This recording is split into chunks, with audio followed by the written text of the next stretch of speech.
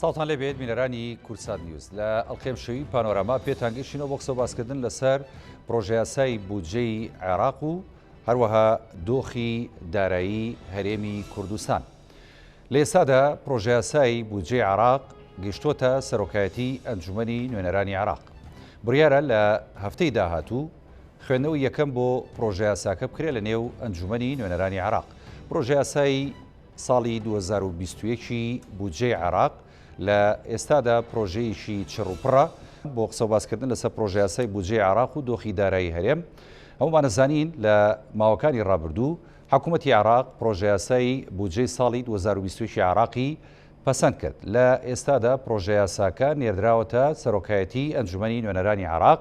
بڕیارە لە هەفتەی ئایندەدا ئەنجومەنی نوێنەرانی عێراق خوێندنەوەی یەکەم بۆ پرۆژە یاسای بودجەی ساڵی 2021 عێراق بکات. پرۆژە یاسای بودجەی ساڵی 2021 عێراق لە ئێستادا و لە چاو پرۆژە یاساکانی دیکەی ساڵەکانی ڕابردووی عێراق پرۆژەیەکی ئێجگار زەبەلاحە و ڕێژەیەکی زۆر لە خەرجی تێدایە و هەروەها ڕێژێکی زۆر لە کورتهێنانیشی تێدایە لە بودجەکە کە بە هۆکاری دابەزاندنی نرخی دیناری عێراقی و بەرزکردنەوەی نرخی دۆلاری ئەمریکی توانراوە تا ڕادەیەک ئەو کورتێنانی کە لە بودجەکەدا هەیە پڕ بکرێتەوە. لە بودجەی عێراقدا بۆ ساڵی 2021 ئاماژە بە پشکی هەرێمی کوردستانیش کراوەتەوە، بەڵام بە پابەندبوون بە ڕادەستکردنی بڕی 250,000 بەرمیل نەوتی ڕۆژانە و هەروەها نیوەی داهاتی ناوخۆی هەرێمی کوردستان. ئەگەر هەردوو لە پابەند بن بە ڕێکەوتنەکە ئەوە پشکی هەرێمی کوردستان لە بودجەی ساڵی 2021 ڕەوانەی هەرێمی کوردستان دەکرێت. ئێمە شۆ گفتوگۆکین لەسەر ئەم تەوەرانە و کۆمەڵێک پرسیاری دیکە بە میوانداری زۆر بەڕێز کاک شیروان میرزا دامی لێژنەی دارایی لە ئەنجومەنی نوێنەرانی عێراق. بەخێربی کاک شیروان، سوپاس دەکەین کە لە بەرنامەی پانۆراما لەگەڵمانی. لێسادا پرۆژە یاساکە گەیشتۆتە سەرۆکایەتی ئەنجومەنی نوێنەرانی عێراق و بڕیارە لە هەفتەی ئایندەدا وەکو جەنابەت پێشتر لە پێش بەرنامەکە گفتوگۆیەکمان کرد پێ ڕاگەیانم کە گفتوگۆی لەسەر بکرێتەوە خوێندنەوەی یەکەمی بۆ بکرێت. بەگشتی خوێندنەوەتان بۆ پرۆژە یاساکە چۆنە جەنابتان کاک شیروان؟ زۆر سپاس، سلااو لێەوە، سلااو لە بینەرانی خۆشەویست. طبعاً پرۆژە یاساکە وەکو جەنابەت باس کرد، پرۆژە یاساکە لە مێژووی عێراقدا گەورەترین ڕقەمە وەکو نەفەقات، وەکو خەرجی خەرجێکی یەکجار زۆری تێدایە. تێبینی یەکجار زۆر لەسەر ئەم پرۆژە یاسایە هەیە. ئەگەر بین بەراوردی ئەم پرۆژە یاسایە بکەین بە ساڵانی پێشوو بە ساڵی 2019 و 2020 لە 2019 عێراق 111 تریلیۆن دیناری سەرف کردووە نەفەقاتی فعلی. 111 تریلیۆن. بەڵێ. لە 2020 70 تریلیۆن دیناری سەرف کردووە. 72 تقریبا. بەڵێ. ئەمە وا دەکات لە بینی 70 بۆ 72 یان حتا ئەگەر بڵین ساڵی 2019 ساڵێکی ئاسایی بۆ 2020 ساڵێکی ئاسایی نەبوو بەهۆی کۆرۆنا و دەوائر زۆر ڕاوەستا و خەدەمات نەبووە و مەشاریع نەبووە و هیچ نەبووە. 2019 ئەگەر وەربگرین لە 111 بۆ 164 فەرقێکی یەکجار زۆرە. زۆرە ڕێژە. یعنی موازنەی وڵاتێکی وەکو عێراق لە یەک ساڵدا 53-54 تریلیۆن دینار زیاد بکە، ئەمە زۆر زۆرە. سەرەڕای ئەوە طبعاً دوایە گە دەرفەتە بێ باسیەوە دەکەین کە ئەمە مخەطەت ئەوەی تر فعلیە، یعنی بینی مخەطەت و فعلی فەرقی چییە و کاریگەری لەسەر پشکی هەرێمی کوردستان چییە. جگەلەوە کورتێنانێکی یەکجار زۆری تێدایە. طبعاً داهاتی عێراق 93 تریلیۆن دینارە بە پێی ئەوەی کە دایان ناوە. طبعاً داهاتی نەوتی دەکەوێتە سەر 73 تریلیۆن دینار دەکەوێتە سەر سعری نەوت لە بازار. چەند دانراوە نرخی نەوت بە 42 تریلیۆن بە 42 دلار دانراوە بۆ هەر بەرمیلێک، بۆ هەر بەرمیلێک 42 دلار و دۆلاریش حساب کرا بە 1450 دینار، یعنی ئەوەی کە لە بازار پێی دەڵێن 100 دلار بە 145,000 ثابت کراوە. وەزارەتی دارایی بە 145,000 دەداتە بانقی مرکزی، واتە بۆ حکوومەت 145,000 دەکەوێت. 71 تریلیۆن دینار کورتێنانی هەیە. زۆرەوەش یەکجار زۆرە. طبعاً ئەمە مخالفی قانونی ئیدارەی مالیە. لە قانونی ئیدارەی مالی باس لەوە دەکات کە نابێ کورتێنان لە 3 زیاتر بێ. ئەی باشە ئەم ینی مخالفەیە بۆ بەڕاستی. بەڵام زۆرفەکە زۆرفێکی ئیستیسنائیە. طبعاً ئەمە دەزانین نرخی نەوت دابەزیوە و هەناردەی نەوت عێراق 1,600,000 بەرمیل نەوت ڕۆژانە کەمتر هەناردە دەکات بە پێی ئیتفاقی ئۆپیک پلیس کە پێشتر کردویانە. بەڵام ئۆپیک ڕێیاوە کە لە مانگی داهاتوە ئێستا خەریکی کۆبوونەوە پێم وایە ئەمڕۆ بەیانی کۆبوونەوەیان هەیە بەڵێ عێراق ئیسtisنایەک بۆ عێراق کەنچکە عێراق دەمێکە خەریکی ئەوەیە کە داهاتی زۆر کەمی کردووە. طبعاً کورتێنانە خەرجیشی زیادی کردووە لەوەدا کورتێنان زۆر دەبێت. ئەم کورتێنانە هەوڵیان داوە بەشێکی دوا بخەن، یعنی بەشێک لەو ئەقسات و با بڵین قەرز و ئیلتیزاماتە مالیانەی کە لەسەر عێراق ئەگەر بتوانن لە 2021 دوای بخەن بە قەرزی ناوخۆ دەرەکی بەڵێ واش دەمێنێتەوە 47 تریلیۆن دینار 47 تریلیۆن دینار وەکو تەمویل نەقسیان دەبێت. ئەم 47 تریلیۆن دیناریانی بەچی پڕ ئەکرێتەوە ڕاست ئەمە بەچی پڕ دەکرێتەوە. ئەمە سێ ڕێگەی هەیە بۆ پڕکردنەوە. یەک چاوەڕێی بەرزبوونەوەی نرخی نەوتن ئەوەی کە لە 42 زیاد دەبێت، مەسەن کەوان بە 42 دەیان ناوەی کە لە 42 زیاد دەبێت سەر و 52 بەڵام عێراق دائما 3-4 دلار کەمتر دەفرۆشێ. جگە لەوەش نازانین بەڕاستی لە داهاتوودا چ دەبێت. مۆزوعی کۆرۆنا تەواو کۆتایی پێدێ بە پێی ئەو لوقا حشتانەی کە بڵاو بۆتەوە و وردە ڕێچکەی بەکارهێنانی وزە لە دنیادات لە ئەوروپا لە ئەمریکا لە سین دەچێتەوە سەرڕێ ڕەوی خۆی بە تایبەتی ئەو وڵاتانەی کە نەوتی عێراق دەکڕن وەکو سین ویان خوانە خواستە کۆرۆنا یان هەر شێوەیەشتر جارێکی دیکە زەربەیەک لە اقتصادی وڵاتان دەداتەوە جارێکی دیکە نەوتدا دەبەزێتەوە. مەسەلەی سعری نەوت پشتپێبەستنی لە وڵاتانەی کە نەوت هەناردە دەکەن بۆیە خراپە. سعری نەوت بەدەست ئەو وڵاتانەیە کە هەناردەی دەکەن جێگیر نییە. لە ڕاستیشدا ئەگەر بین سەیری سیاسەتی نێودەوڵەتی بکەین لە هەفتاکانی سەدەی ڕابردووەوە سعری نەوت بەدەست ئەو وڵاتانەیە کە نەوت هەناردە دەکەن بە پێچەوانەوە بەدەست ئەو وڵاتانەیە کە نەوت بەکاردەهێنن بەدەست کڕیارەکانە. ئەمە وای کردووە سیاسەتی ئەم وڵات یعنی بڵین اقتصادی ئەم وڵاتانە بەردەوام ناجێگیرە کە پشتیان بەنەوت بەستۆر لە ناویانشاندا بە دەرەجەی یەک عێراق. باش ئەمە خاڵی یەکەم کە وتێ نرخی نەوت ئەگە بەرز بێتەوە کورتێنانە پڕێگرێتەوە. دوو خاڵەکەی کە چی بوو طبعا نرخی نەوت یان نەوت زیاتر هەناردە بکەن وەکو ئیتفاقی کە ئێستا لەگەڵ ئۆپیک پلاس خەریکن زائیدەن لە نەفەقات کەمکەنەوە خەرجی کەمکەنەوە. ئەمە دەخرێتە سەر دەخرێتە بڵین سەر داهات و وردە عەجزەکە کورد کەم دەبێتەوە. باشە لەگەڵ قەرزی ناوخۆی و دەرەچی. باشە کاکشیرۆن کە پرۆژه یاساکە دێتە ئەنجومەنی نوێنەران طبعا هەموو فراکسیۆنەکان و هەموو ئەندامان گفتوگۆی لەسەرەکەن لەسەر و هەمویانەوە ینی ئەندامانی لێژنەی دارایی کە جەنابیشت لەو لیژنەیە ئەندامی ئێوە بەجیا وەکو لیژنەی دارایی لە ئەنجومەنی نوێنەرانی عێراق لەسەر ئەم پرۆژه یاسایە پێشنیار و بیرروبۆچوونی خۆتان دەخەنە ڕوو و بۆ نمونە لە کورتێنانە قسەتان دەبێ یاخود لە خەرجی زیادە قسەتان دەبێ ئەمانە چۆن ئێوە حل دەکەن چۆن یعنی قسەی لەسەر کاک هاوڕێ ڕێڕەوی با بڵین تەشریع یا ما بڵین یاسادانان بەم شێوەیە. طبعاً یا پرۆژه یاساکە ئێستا لە سەرۆکایەتی پەرلەمانە ڕۆژی شەممە لە دانیشتنی ڕۆژی شەممە هەچەند تا ئێستا کارنامەمان بەدەست نەگەیشتە بەڵام عادەتەن مانگێک پشووی پەرلەمان کەم کراوەتەوە بۆی پرۆژه یاسای بودجە تێپەڕێنرێ. ڕۆژی شەممە خوێندنەوەی یەکەمی بۆ دەکەین ئێمە وەکو لیژنەی دارایی لە ناو پەرلەمان لە پێش خوێندنەوەی یەکەم پەرلەمان بۆی هەیە هەر بە مجمل یعنی هەموو پرۆژەکە ڕەت بکاتەوە بینێتەوە بۆ حکوومەت یعنی کە پێ دەڵێن الرفض من حيث المبدأ. کاتێک کە خوێندنەوەی یەکەمی بۆ کرا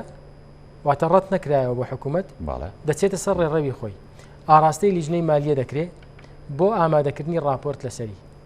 راپۆرتێک ئامادە دەکرێت کە لە 72 ساعات کەمتر نەبێت لە دوام ماوەی 3 ڕۆژدا لیژنەی دارایی راپۆرتێکی لەسەر ئامادە دەکات کەم و کوڕیەکانی تێبینیەکانی ئەوەی کە بەگشتی هەیە دەیخاتە ڕوو لە دانیشتنی داهاتووی پەرلەماندا خوێندنەوەی دووەمی بۆ دەکرێت کە پێی دەڵێن تەقریر ینی راپۆرتەکە لەسەری دەخوێنێتەوە. لە کاتی راپۆرتەکەدا هەموو ئەندامانی پەرلەمان هەموو ئەندامانی ئەنجومەنی نوێنەرانی عێراق بۆیان هەیە گفتوگۆی لەسەر بکەن پێشنیاری خۆیان بخەنە ڕوو گفتوگۆی لەسەر بکەن. دوایی دەچێت دێتەوە بەردەمی لیژنەی دارایی. لیژنەی دارایی ئەنجا کۆبوونەوەکانی بە چڕۆپڕی دەست پێ دەکات بە مادە بە مادە بە یاساکەدا دەڕوات و هەمووی قسەی لەسەر دەکرێت گفتوگۆ دەکرێت مناقەشە دەکرێت و هەروەها ئەو وەزارەت دەستە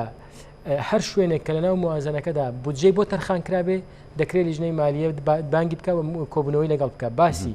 خەرجەکانی لەگەڵ بکە و باسی داهاتی لەگەڵ بکە. سەلاحیەتی پەرلەمان لە ڕووی دەستوریەوە لە بەرامبەر موازنەدا دووشتە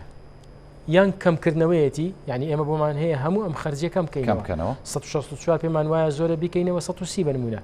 بیکەینەوە 140 بنمونە تاوانەوەتان لە خەرجە گشتەکانەیە و کەمکردن ئەمە لە هەمووی کەم دەکەینەوە ئەوە یان مناقەلە بکەین یعنی لە شوێنێک پێمان وایە بڕەپارەیەک زیادە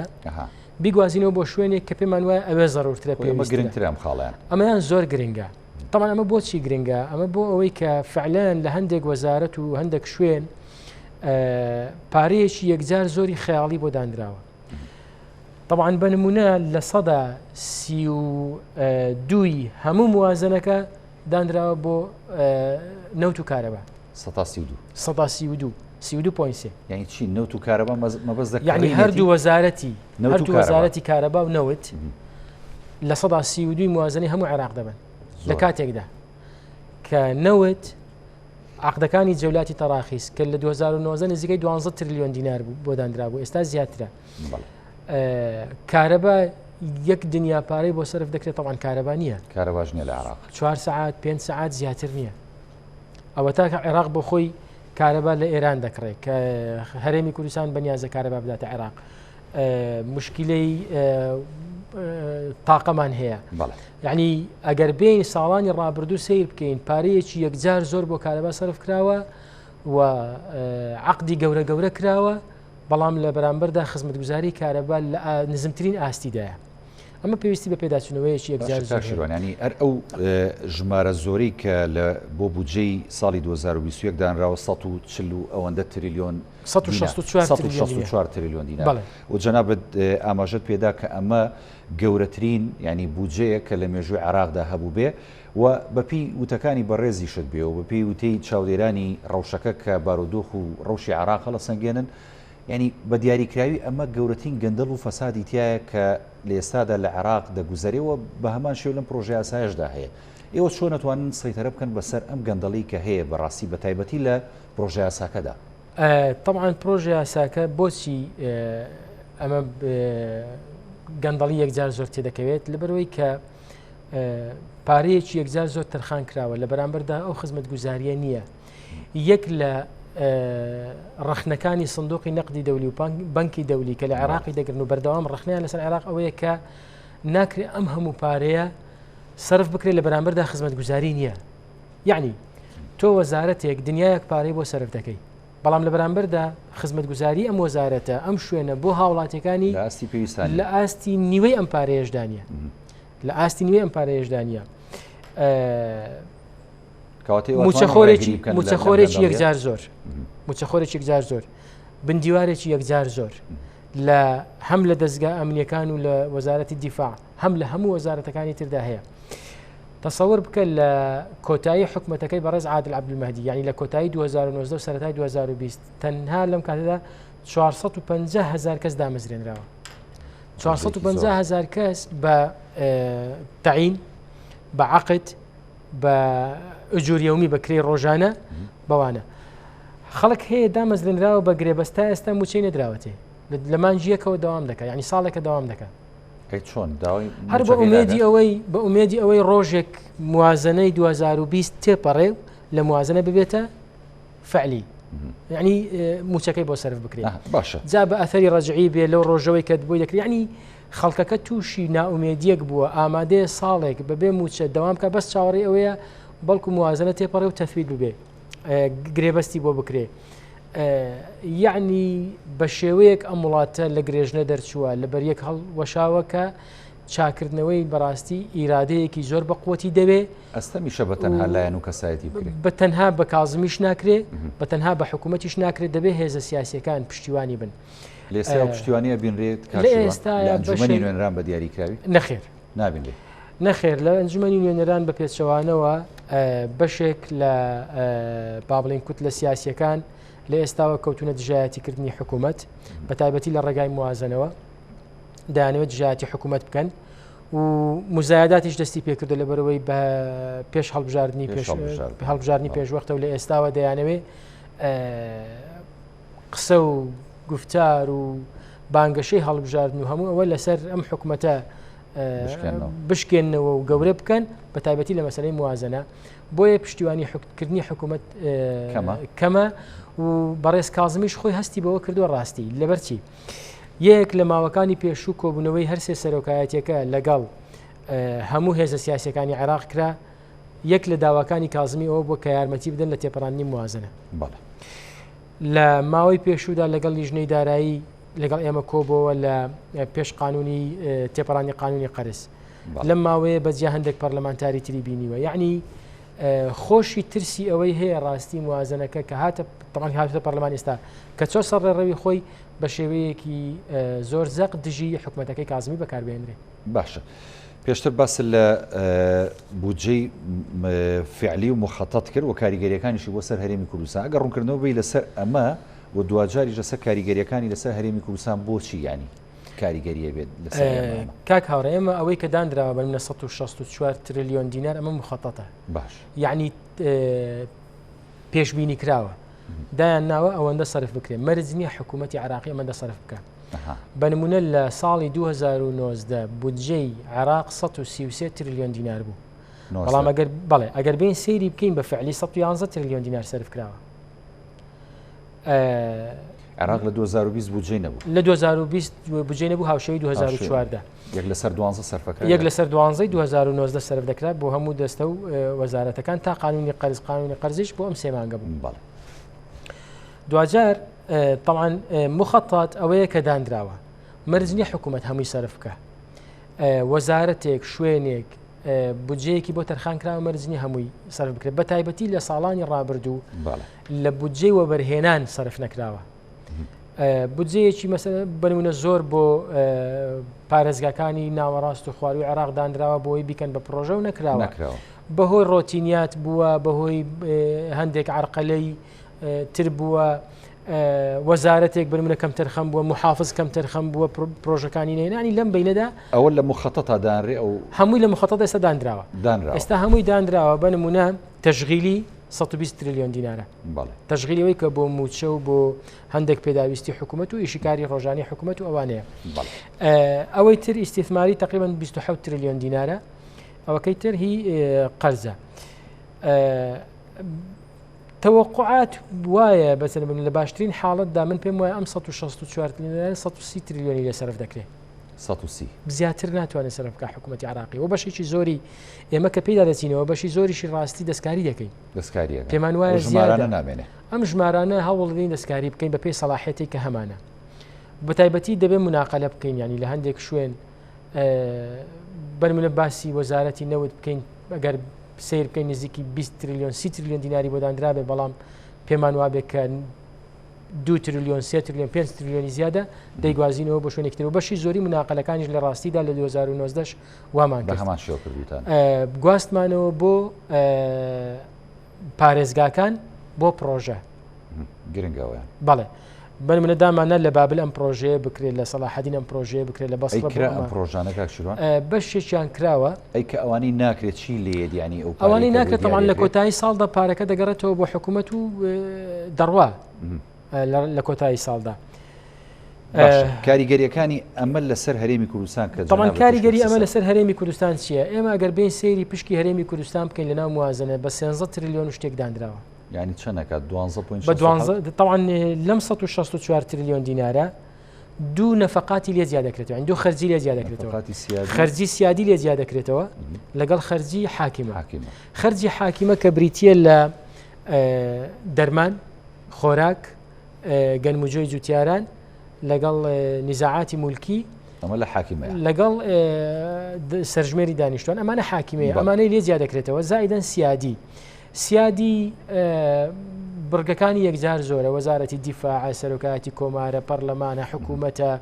ئەنجا دێتە سەر قەرزەکان قەرز و ئەقساتی قەرز و فائیدەی قەرز و ئەوانەی کە لەسەر حکوومەتی عراقیە هەموو ئەوانەشی لێ زیاد دەکرێتەوە بەڵام و کاتە هەرێم ینی زەرەرەکە بەڕاستی دەزانی لە بەشێکیان لەو قەرزە ئێستا هەرێم بێ بەشکراوە لە بەشێکیان هەرێم بەشدارە بەڵام لە زۆریان بەشدار نییە بنمونە بەڵێ ئەگەر بین بەرمونە سەرۆکایەتی کۆمار لە زمانی سیادیە سەرۆکایەتی کۆمار هەرم سەرۆک کۆمار کوردە هەم کوردی تێدایە ئەنجومەنی نوێنەران کوردی تێدایە ئەنجومەنی وەزیران کوردی تێدایە وەزارەتی ناوخۆ دیفاع بەڵام بەڕێژەیەکی زۆر کەم کوردی تێدایە بەر من وەزارەتی دیفاع باشە کاکشیروان یعنی من بەڵام لە زۆر بابەتی تر کە دانراوە لە سیادی کورد هیچ سوودی لێ نابینی لە ڕاستیشدا سیادی نیە بە زیاد کراوە ئەمە لە سەردەمی بۆچی ئەڕادانی تێ ئەمە بۆ ئەمانە دەڕوا بۆ موچەیە یا بۆ خەرجەکانی یانەیە بنمونە ئەگەر بین سیر بکەین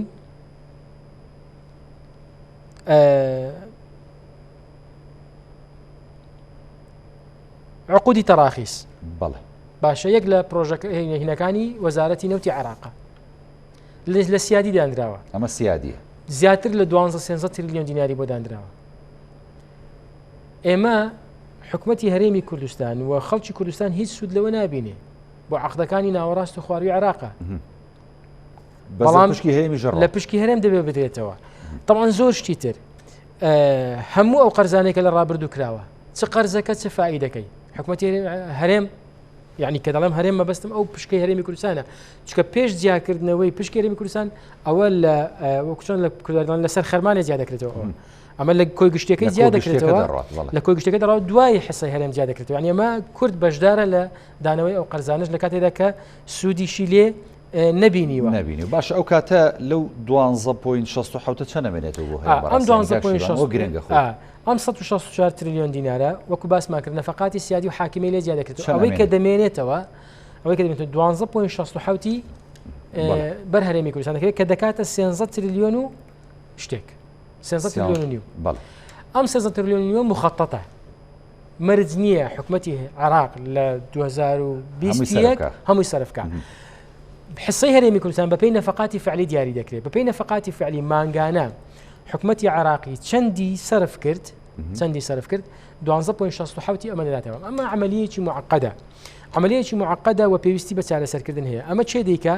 لە وەزارەتی مالیە دائیرەی محاسبە دەیکە مدیر عامی محاسبە مانگانە هەموو حساباتی عێراق دەچێتەوە لای ئەو بەرمنە دەڵێ نەخێر گرفتەکەمان لێرە ئەوەیە کە ئێمە لە ماوەیەکی زۆر کورد وەزیری دارایی بووە لە بەغدا وەکیل وەزیری دارایی بووە و تۆ بزانی مەسەلەن بەرمنە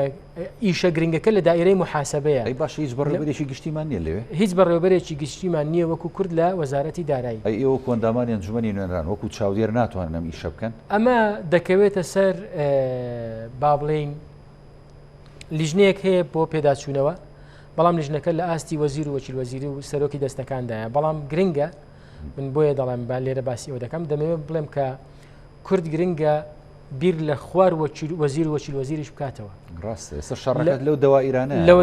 یعنی ئێمە بیرمانە لە مانجی سێ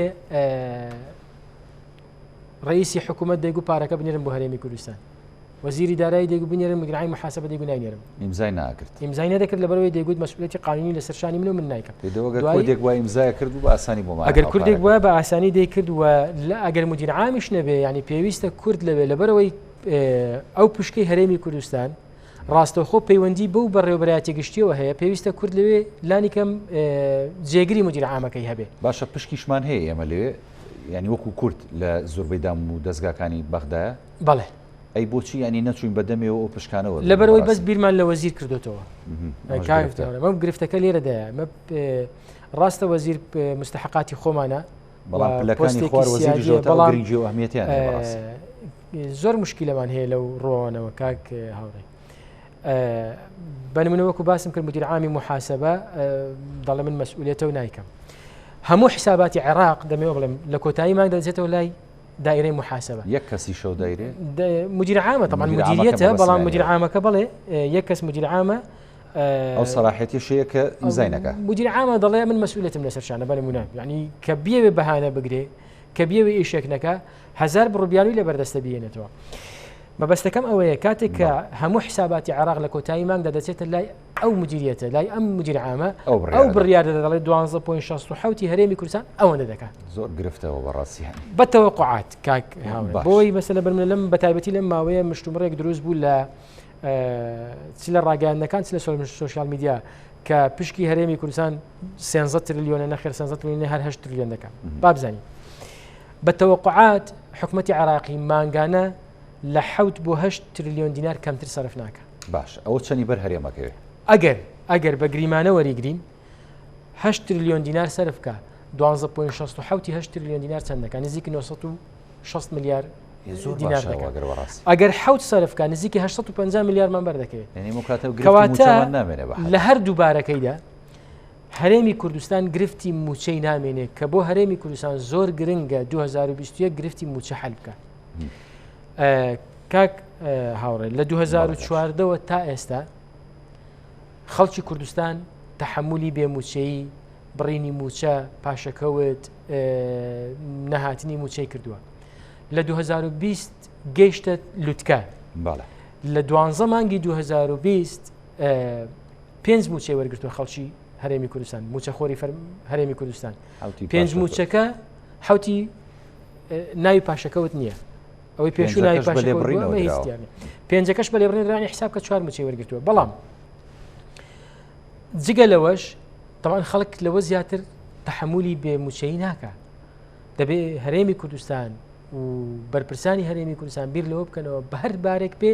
مەسلەی موچە لە 2021دا حەل بکەن. باشە کاکشرا من ئەمەیە پرسیاریکە لە بەڕێز بکەم هەر سەبارەت بە موچەی هەرێمی کوردستان پەیوەست بە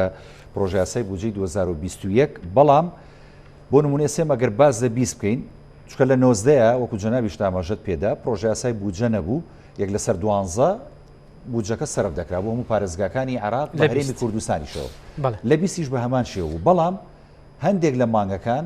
لەو یەک لەسەر 12 پشکی هەرێمی کوردستان نەئەدرا. ئێستا بەپی یاسا و دەستور هەرێمی کوردستان ئەتوانێت داوا بکە لە بەغدا ئەو یەک لەسەر 12 کە سەرفی کردو بۆ هەموو عێراق پشکی هەرێمی کوردستانیش بنێنرێ هیچ ڕێگایەکەیە کە هەرێمی کوردستان ئەمی لێ داوا بکە. کاک هاوڕێ ئەم پرسیارە زۆر لە جێ خۆیدا لەبەرەوەی ئێمە لە دەبێ بزانین لەم عێراقا هەموو شتێک لەسەر ڕێچکەی یاسانیە میزاجی تێدەکەوێ سیراعی سیاسی تێدەکەوێ بەیاننامەیەک تەئسیر دەکا قسەیەک تەئسیر دەکا حیزبێک زەخت دەکا هەموو ئەمانەی تێدایە دەبێت ئەوە بزانین. لە 2019 یاسامان هەبوو یاساکە وەک خۆی جێبەجێکرا تا کۆتایی ساڵ لە من بپرسی حکوومەتی هەرێمی کوردستان کە نەوتی ڕادەست نەکرد یاسایی بوو دەڵێم بەڵێ یاسایی بوو بەڵام لێم بپرسی باش بوو دەڵێم نەخێر خراپ بوو. طبعا یاساکە یاسای موازنەی 2019 ڕێگەی بە هەرێم دەدا نەوت ڕادەست نەکات لە بەرەوەی لە کۆتاییدا ئەم 250,000 میلیۆن لە حسەی گشتی هەرێم استقطاع کرا ئەوەی دیکەکرا بەپێی یاسای موازنە. بەڵام لە 2020 ئەمە ناخوا سێمانجی یەکەم هات دوایی گرفتی بۆ دروست بوو 400 میلیارەکەی مانگی 4 بە 1000 حاڵ هات. یعنی دەبووە هەرێم لە 2020 من پێم وایە هەرێمی کوردستان لە قازانجی بوو لە 2019 نەوتی ڕادەست کردبە و ئێستاش کە ئەمڕۆ 5 مانگە من پێم باش بوو 5 ڕۆژ بۆ حکوومەتی هەرێمی کوردستان زەختی لە سۆمۆ کردبە نەوتی ڕادەست کردبە چکە ئەو کاتە مفاوەزاتمان بۆ 2021 سۆمۆ جارێک دەڵێ وەریەگرین جارێک دەڵێ وەری ناگرین ئێستا تازەترین لێ دوانیان ئەڵێ وەریەگرین و ئامادەین 250,000 بەرمیل نەو دۆر بگرین لە هەرێمی کوردستان. دەزانی کاک هاوڕێ ئێمە کاتێک ئێستا ئەمڕۆ بە واقعی بین ئەمڕۆ وەزعی هەرێمی کوردستان و ئابووری هەرێمی کوردستان وایە ئێمە ئیشمان بە بەغدایە و ئیشمان بە سۆمۆیە یان ئیشمان پێ نییە. ئەگەر ئیشمان بە بەغدانیە و ئیشمان بە سۆمۆنیە و بە نەوت و داهات و خاڵە سنوورەکان و باج و زەریبە و داهاتی ناوخۆی خۆمان دەتوانین وەزعی دارایی خۆمان و موچەی فەرمانبەرانی خۆمان چاک بکەین فەرم و بابیکەین لە زیاتی شەڕی موچە لە بەغدا شەڕی مادەی 140 شەڕی پێشمەرگە شەڕی ناوچەدا بڕێنراوەکان شەڕی مستحقاتی جوتیاران و وەرگرتنی گەنمی جوتیاران با ئەم شەڕانە بکەین. بەڵام کاتێک ئێمە هیچ ئەوەمان پێ ناکرێ و ناچارین لەسەر مەسەلەی موچە لەگەڵ بەغدا ڕێک بکەوین دەبێت ئێمە سوورتر بین لە بەغدا. موازنە طبعاً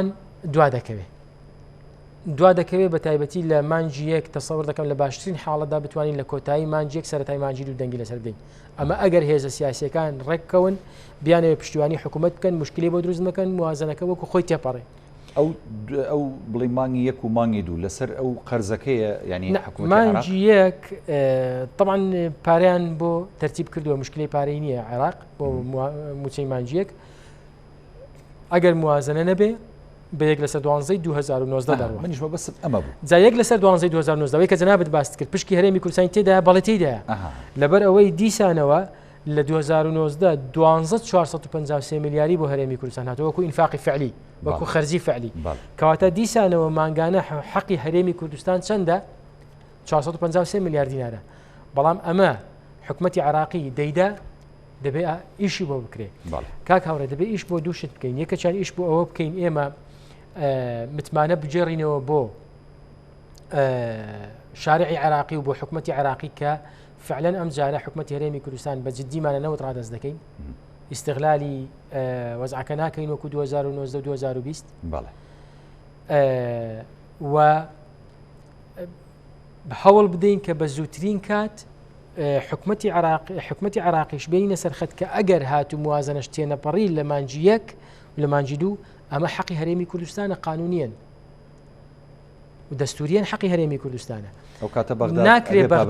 ناکرێ بەغدا وەکو ئەم جارەمان لێ بکە ئەم جارە ئێمە زیاتر لە 2 ساڵە لە بەغدا هاوار دەکەین دەڵێن هەرێمی کوردستان غەدر دەکا ئیلتیزام ناکە نەوت نادا داهاتی خاڵستنووریەکان شەفاف نییە هەموو ئەوانەمان گوتووە بەڵام ڕاستیەکەی ئەم جارەیان حکومەتی هەرێمی کوردستان هاتبوو ئیلتیزام بکە و ئامادەی تێدا و هەم ئیلتیزام بە یاساکەوە بکە یاساکە جێبەجێ بکەوە کە خۆی حکومەتی عراقی نەیکرد کەواتە ئێستا هەرێم لەسەر حەقە بۆ ئەم جاریان یاسای قەرزی ئەخیر کە بەڕێز کاقوبات لە بەغدا بوو بۆ 2 هەفتە و هەوڵی زۆریاندا هاتە ناو پەرلەمان لە ناو پەرلەمان قسەی کرد لایەنە سیاسیەکانی بینی لەگەڵ حکوومەت دانیشتووە هەموو حسابات و کتابەتەکان کردەوە ئەم جاریان حکومەتی بەغدا ئیلتیزامی نەکرد کەواتە چ ڕێگایەکی دەستوری و یاسایی گرفتەکە لەوەیدا تەمان ئێمە پەنابەرینە بەر محکمەی اتحادی ئێستا محکمەی اتحادیش خەلەلی نسابی هەیە و ئەویش مشکلەی هەیە ناچارین چی بکەین وەکو باسم کرد یەک متمانە بجێڕینەوە دوو هەوڵ بدەین ئێمە سووربین لەسەرەوەی کە بە زووترین کات ئیلتیزام بکەین بە ڕادەستکردنەوەت سێ جوڵەیەکی سیاسی پێویستە جوڵەیەکی سیاسی پێویستە کە لە هەرێمەوە بچینە بەغدا ئەمانە ئەبینرێ لە ئێستا لە ڕاستیدا دەبوو زۆر زووتر ئەمە کرابە ئمە هەفتەی داهاتوو دەست بە مناقەشەکانی موازنە دەکەین باشە شەڕەکەی ئەوە لە ئەنجومەنی نوێنەران قورسە لەسەر زۆر بە دیاریکراوی زۆر قورسە کاک هاوڕێ ترسەوە هەیە کە ینی ڕەفزی بکەنەوە ئەگەر ڕەفزیشی نەکەنەوە دەستکاری دەکەن ئەگەر ڕەفزیشی نەکەنەوە ئەوەی کە لە موازنە دانراوە دەستکاری دەکەن هەم ئیلتیزاماتی سەر هەرێم زیاد دەکەن هەم لەوانەیە بڕەکەشی کەم بکەنەوە بڕەکەی وەکو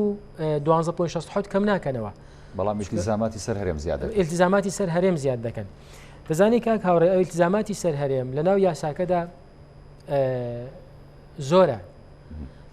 جاری یەکەم دەڵێ 250,000 بەرمیل نەوت ڕادستی سۆمۆ بکاو لە ڕێگەی سۆمۆ بفرۆش